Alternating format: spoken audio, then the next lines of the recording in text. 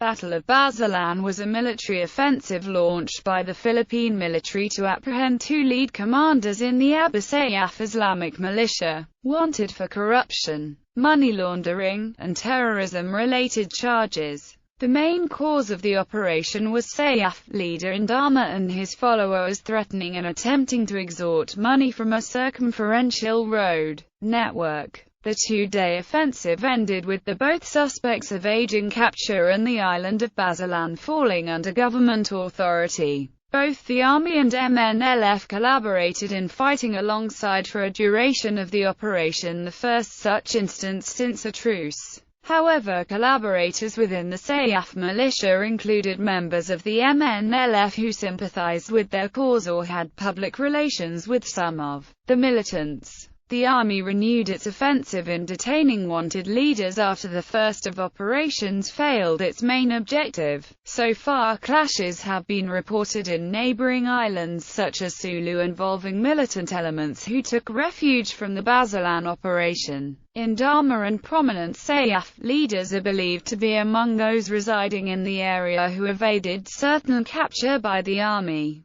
Operation in Basilan. On April 11, 2014, the Filipino military under the command of Brig. Gen. Carlito Galvez launched an amphibious operation to track down two prominent head leaders of the Al-Qaeda-affiliated group, Seav, on the island of Basilan after information circulated that wanted leader Eugene Indama was present in the area. Basilan remained a lawless region controlled by rebel groups such as the MNLF who occasionally clashed with seav militants. Since the ceasefire agreement between the two, the army has openly worked with MNLF command in tracking down militants and in this case participating in the operation under the same jurisdiction. The joint action banner known as Ad Hoc Joint Action Group was systemed to combat terrorist elements in Mindanao in times of crisis. The Western Mindanao Command was deployed in an apparent operation to take custody of the suspects on terrorism-related charges for beheadings and money fraud.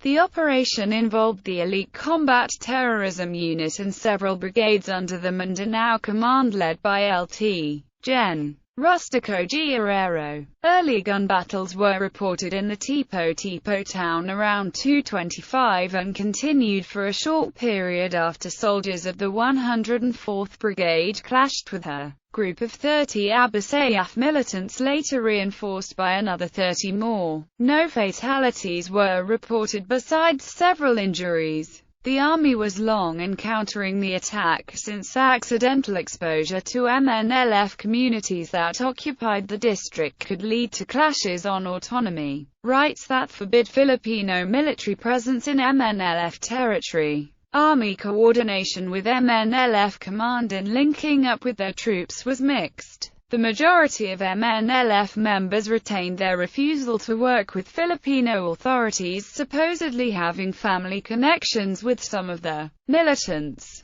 The 104th Brigade called in a dispatch to secure the contested area. Around 200 scout rangers from the 18th Infantry Battalion were deployed in fighting militants who were now aided by MNLF volunteers fighting independently under seav command. The fighting proximity to the MNLF-held areas caused an onslaught in crossfire from both sides. The Ranger unit suffered 2 dead and 28 wounded by grenade blasts, before being overwhelmed by two fronts consisting of 150 militants. The timely arrival of additional reinforcements of the Mindanao Command saved the unit from possible disaster. The MNLF suffered 3 dead in this clash, either killed by militants or Rangers. The army claimed the upper hand, killing 5 militants. Militants reportedly regrouped at a school in Sitio Cuelem district at 960 in number after being beaten back by the offensive. The army coordinated with MNLF 114th Base Commander Hamza Sapitonov, who helped in logistical operations in tracking down leads on enemy movements. The 1st Infantry Division, a counter-guerrilla unit, helped in search operations, killing 7 militants including an MNLF collaborator but failing to get any information on Abu Sayyaf commanders.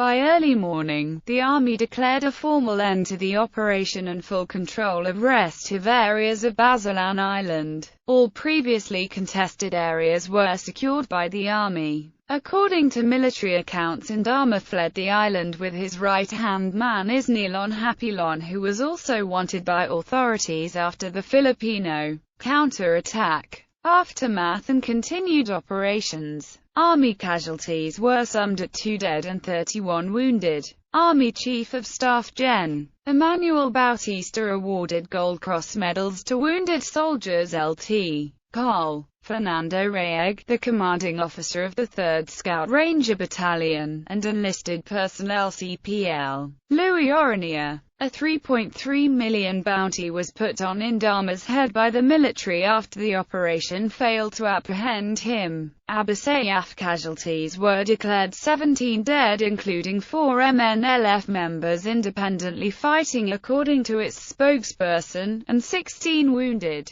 Though no bodies have been recovered, the Army stated operations would continue to find their graves. On April 29, Army forces secured the island of Sulu, where intelligence reports indicated wanted seav leader Indama and his followers took refuge from operations in Basilan. Both sides exchanged mortar rounds in party call, avoiding direct fighting. The shelling operations involved a Philippine Marine Corps detachment sent to secure an abandoned seav storage and base facility. When they arrived, they were ambushed by 200 militants firing rounds. The shelling continued until the next morning, leaving a Marine and 14 militants dead.